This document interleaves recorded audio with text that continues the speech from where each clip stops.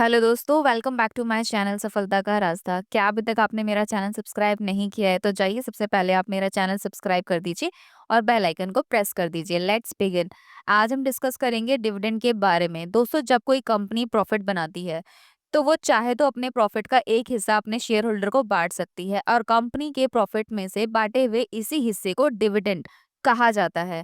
Example के लिए, अगर हमारे पास एक कंपनी के 1000 शेयर्स हैं और वो कंपनी 10 रुपए पर शेयर का डिविडेंड डिक्लेयर करती है, तो हमें अपने 1000 शेयर पर टोटल 10,000 रुपए का डिविडेंड मिलेगा। और डिविडेंड सीधे हमारे उसी बैंक अकाउंट में आता है जिसे हमने डीमैट अकाउंट ओपन कराते समय दिया था। दोस्तों, डिविडेंड को अक्सर शेयर्स के फेस वैल्यू के परसेंटेज में बताया जाता है। जैसे इसे समझते हैं, जैसे अगर एक कंपनी का फेस वैल्यू, एक शेयर का फेस वैल्यू 5 रुपए है और कंपनी 5 रुपए पर शेयर का डिविडेंड डिक्लेयर करती है, तो ऐसा कहा जाता है कि कंपनी ने 100% डिविडेंड डिक्लेयर किया है। और वहीं पर अगर कंपनी 10 रुपए पर शेयर का डिविडेंड डिक्लेयर करती है, तो यहाँ पर कहा जाएगा कि कंपनी ने 200% का डिविडेंड डिक्लेयर किया है, क्योंकि यहाँ पर कंपनी का डिविडेंड यानी 10 रुपए पर शेयर उसके फेस वैल्यू 5 रुपए का दुगुना है। दो दोस्तों, अगर एक कंपनी का शेयर पहले से ही बाय करके रखा रखा है तो कंपनी जब भी डिविडेंड देगी वो हमारे बैंक अकाउंट में आ जाएगा। और ऐसा जब तक होता रहेगा जब तक उस कंपनी के शेयर्स आपके डीमैट अकाउंट में हैं।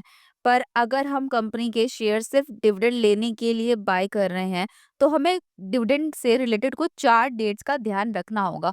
और वो डेट्स है: announcement date, ex dividend date, record date, payment date. तो चलिए इसे डिटेल में समझते हैं। अनाउंसमेंट डेट क्या होता है? दोस्तों, अनाउंसमेंट डेट उस डेट को कहते हैं जब कंपनी डिविडेंड देने का अनाउंसमेंट करती है। इसमें कंपनी यह भी बताती है कि वो कितने रुपए का डिविडेंड देने वाली है।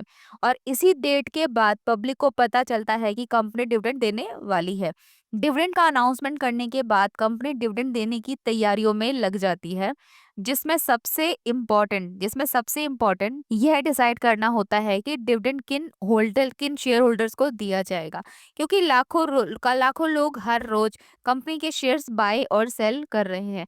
इसके लिए कंपनी एक डेट डिसाइड करती है जिसे रिकॉर्ड डेट कहा जाता है। और रिकॉर्ड डेट पर कंपनी के शेयर जिन डीमैट अकाउंट में होते हैं, कंपनी उसे उसे उस टाइम का डिविडेंड देती है। दोस्तों, अगर हमें कंपनी का डिविडेंड लेना है तो कंपनी के शेयर्स रिकॉर्ड डेट पर हमारे डीमैट में होनी चाहिए। यानी हमें उसके लिए शेयर्स को रिकॉर्ड डेट से 2 दिन पहले बाय करना होगा, क्योंकि जब हम शेयर्स बाय करते हैं तो उसे हमारे डीमैट अकाउंट में आने में 2 बिजनेस वर्किंग डेज का टाइम लग जाता है। यानी अगर हमने शेयर्स मंडे बाय किया है तो वो हमारे डीमैट अकाउंट में वेडनेसडे शाम तक आ जाएगा।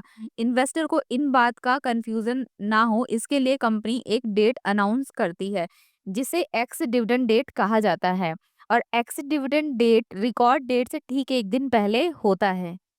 और अगर हमें डिविडेंड चाहिए तो हमें उस कंपनी के शेयर्स को एक्स डिविडेंड डेट के 1 दिन पहले डेट तक बाय करना होता है। दोस्तों, इसके बाद आता है डिविडेंड के हमारे बैंक अकाउंट में आने का दिन, और उसे डिविडेंड पेमेंट डेट या पेमेंट डेट कहा जाता है। और उस दिन डिविडेंड हमारे डीमैट अकाउंट से लिंक्ड बैंक अकाउंट में आ जाता है।